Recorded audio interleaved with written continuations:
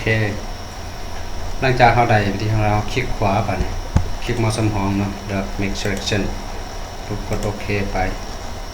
ปุ๊บแล้วเราจึงเลือก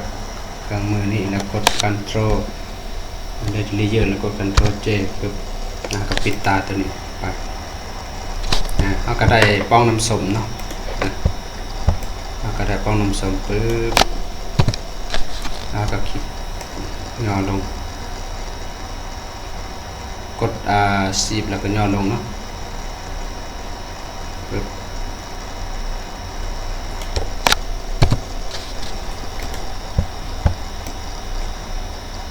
มาได้ป้อง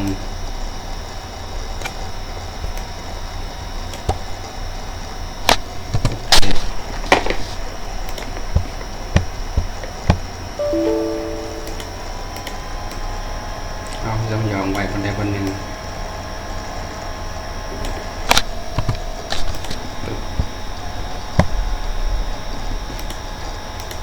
อันนี้เขาก็เอา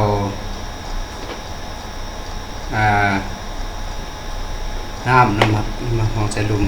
เนาะต้นไม้ก่อนเอาต้นไม้มาใส่ก่อนเนาะต้นไม้ปึ๊บต้นไม้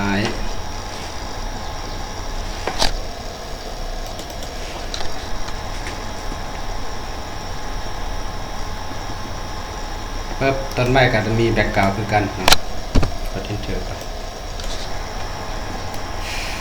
คือต้นไม้นี้เขาก็กดเลือกอีกปุ่มนี้เบอร์นี้เนาะปึ๊บเลือกเอาไปเลือกสำหรับต้นไม้นะครับไปเลือกดักเกินนะเลือกดักเกินเนี่ยปึ๊บ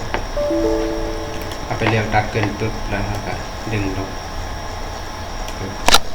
ต้นไม้อยู่กองน้ำส้มเนาะมันเช่นเป็นลักจิบปึ๊บแล้วก็ดึง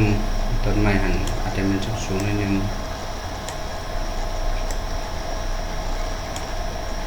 โอเคต้นไม้อยู่ตรงนี้เนาะ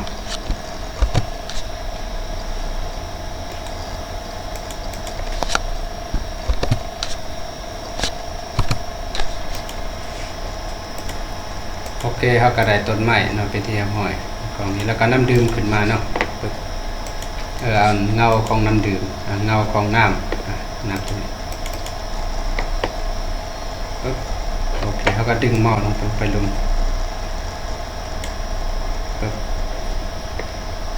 มาดึงต้นไม้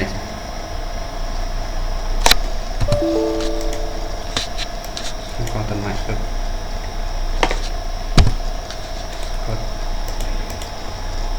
กระลาบลงในหนึ่ง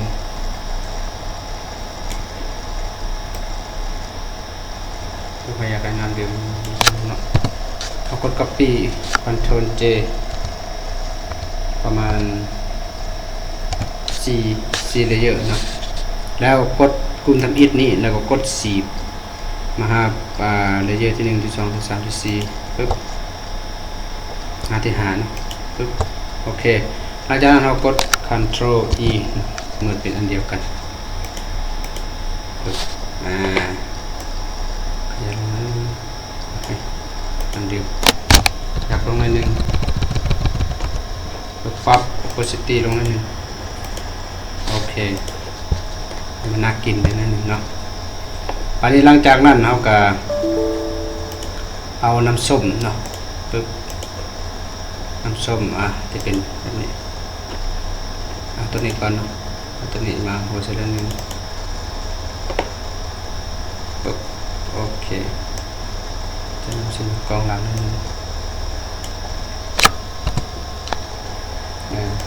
น้ำส้ม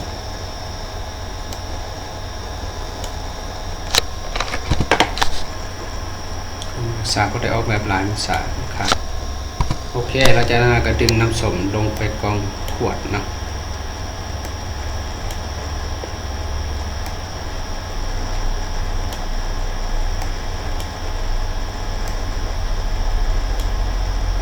โอเควางลงปึ๊บนะอาจจะประมาณนี้เนาะแล้วเราก็ดึงเอาน้ำส้มมันหน่อยลงก็ดึงเอาเป็นจอกนี่ลงปึ๊บ โอเคแล้วก็ดึงหลัก1.7อาจจะใส่อยู่ทางหลังเนาะโอเคปึ๊บมันจะประมาณนี้เนาะเนี่ยแล้วเราก็เอาขวดหน่อย copy คือกด Ultimate ลากเลยมาไว้เบื้องหลังกดปีนปึ๊บเห็นป่ะจะได้ประมาณนี้เนาะแล้วเราเขียนตัวหนังสือใส่นะจะมีตัวหนังสือโดยเฉพาะคือเปิดเป็นตัวหนังสือจะเขียนไว้ยังไงน้ำส้มเขียนว่าโอเคน้ำส้มรสชาติแซ่บเนาะเอาเขียนหนังสือใส่น้ำส้มเนาะน้ำส้มรสชาติแซ่บปึ๊บก็เขียนหนังสือใส่น้ำส้มรสชาติแซ่บเขียนก็ได้ก็ได้ตัวหนังสือเราก็สามารถเลือกฟอนต์ใส่ก็ได้เนาะโอเคธรรมศาสตร์น้ำส้มรสชาติแซ่บพิมพ์คำว่าน้ำส้มโอเคแล้วเราก็ไปเลือกฟอนต์เนาะไปเลือกฟอนต์เป็นฟอนต์อย่างนั้นนูตเซนเนาะแฟนนูตเซนลาวโอเคพิมพ์ใส่กระดาษนะโนโตซันดาโนโตซัน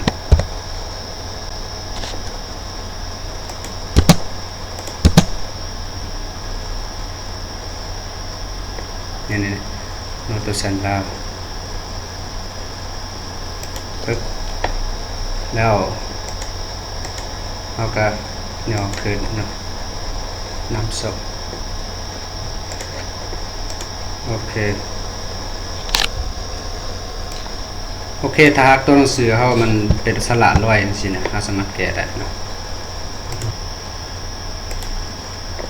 โอเคปัญหาอยากให้ตัวหนังสือมันแบบหนาๆนิดนึงแล้วก็ปึ๊บตัวหนาก่อนเนาะโอเคแล้วก็ได้ตัวน้ำส้มและน้ำส้มเขียนใส่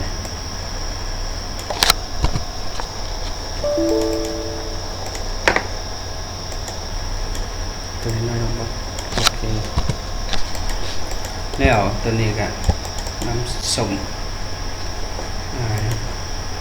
รสชาติรสต้องไงปึ๊บรส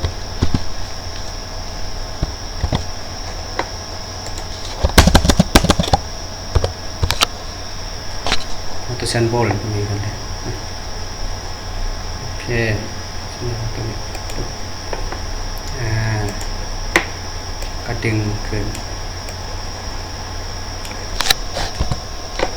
เราก็สามารถเลือกเป็นสีแบบแสบๆนิดนึงสีน่าสนใจ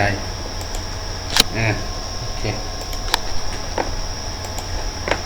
ก็หากับจัดการกับเลเยอร์คือ FM ปรับให้มันดมดื่นหน่อยนึงนะเป็นสีขาวเป็นสีขาวไม่เป็นสีดำก็ได้ปรับเงาก็จัดการเงาโอเค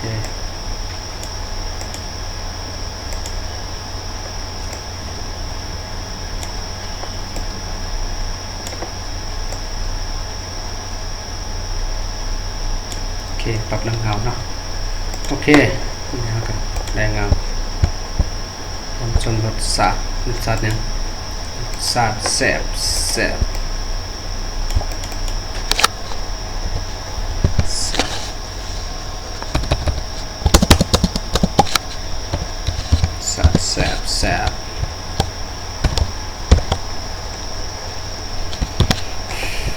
ฟอนต์เซน